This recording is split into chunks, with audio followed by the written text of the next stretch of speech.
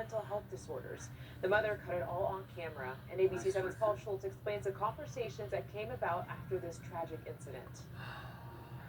We want to warn you, the video will show you in this report could be difficult to watch. On May 5th, an El Paso mother asked for help to take her son to a psych hospital, but it didn't go as planned.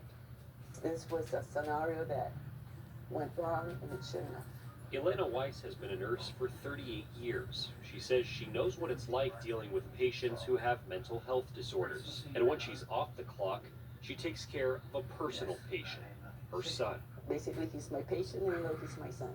Weiss says her son, Julian Pino, suffered brain damage after his lungs collapsed and he went into a coma when he was 16. She says he now suffers from psychosis and post-traumatic stress disorder. He's like an adult stuck in a teenager.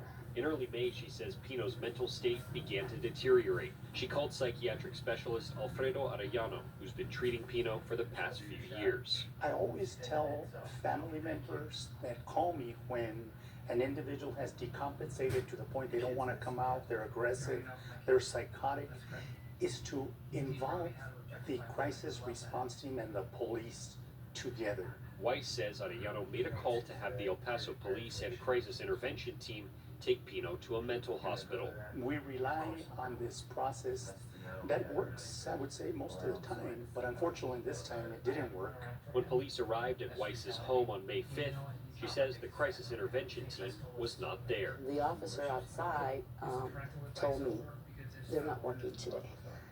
And I said, what? I was surprised because being a psych nurse and being in the health field, those teams are 24/7. Elena says an officer went inside the house to talk to her son, and another one stayed with her outside. We both heard a commotion, and so I opened the door, and as I opened the door, I saw my son running up to his room, and the other officer going after him. My son had gone to his room and locked the door, so they just started tearing the door down. Weiss followed the officers upstairs and started recording on her cell phone while police used a stun gun against her son.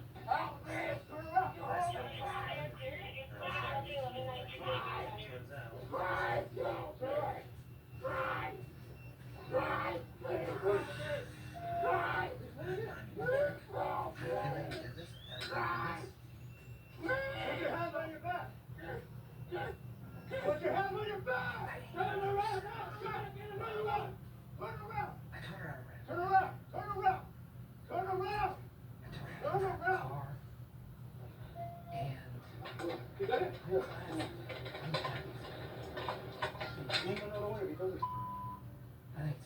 How did it escalate to this? He assaulted the police. He started pushing us. Oh, I'm so sorry.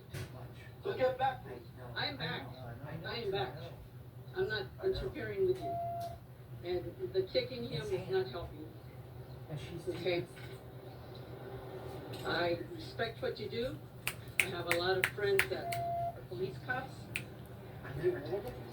Yeah. So where are you going to take him? Now, get.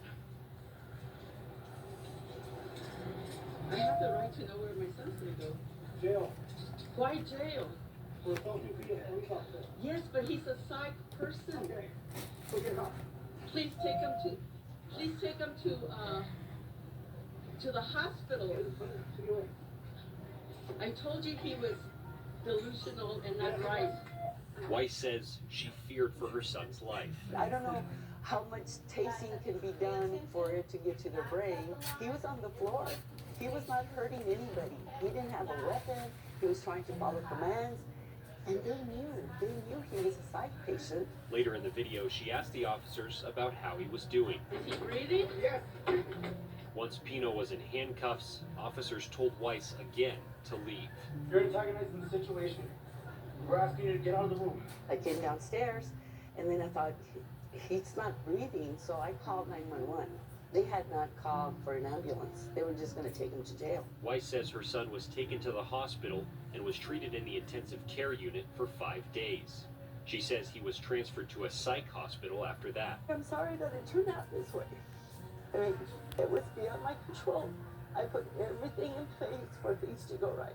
This is the spot where Elena says officers tased her son Julian. You can see the dent in the closet where his head fell back into the wall We also want to show you these pieces of the door scattered throughout the area. This is the door that the officers broke down to get into Julian's room. They then, after detaining him, picked him up in a blanket and took him down these stairs.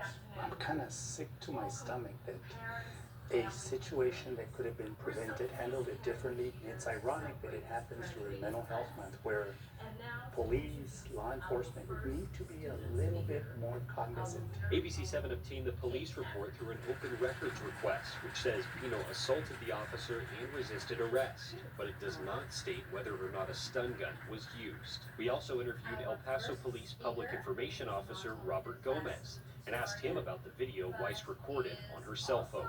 You mind if we show that to you?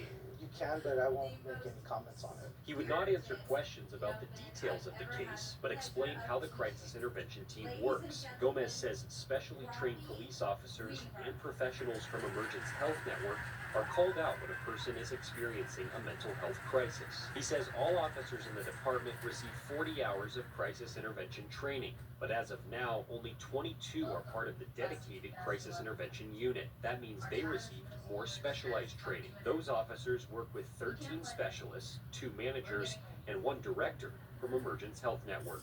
El Paso Police launched the crisis intervention team in 2019. Since it was created, it hasn't been staffed with enough people to respond to all calls. Gomez says right now, the crisis intervention team is only able to handle about 50% of the calls involving a person in a mental health crisis. It is not 24-hour coverage. We'd like to expand it, but right now, staffing shortages and it's just not possible at this time. Pino's psychiatrist said more collaboration is needed. We need to change our belief that mental health is not just one organization's responsibility for our county.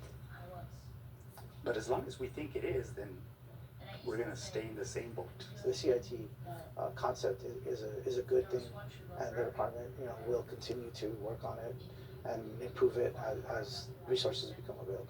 Weiss says she'll retire from nursing soon, but she plans on advocating to have a law created to improve training for officers. Mental awareness has to be up there.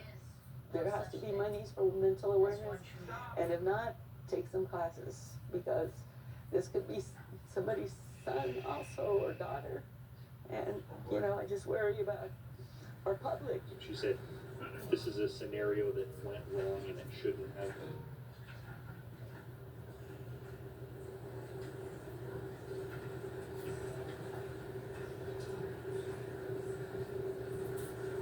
I want to agree with him, but I won't talk on the record why. ABC7 also filed an open records request for the police body cam video to learn more about what happened before and during the confrontation. We have not yet received that footage. I'm Paul Schultz for ABC7. All right, thanks.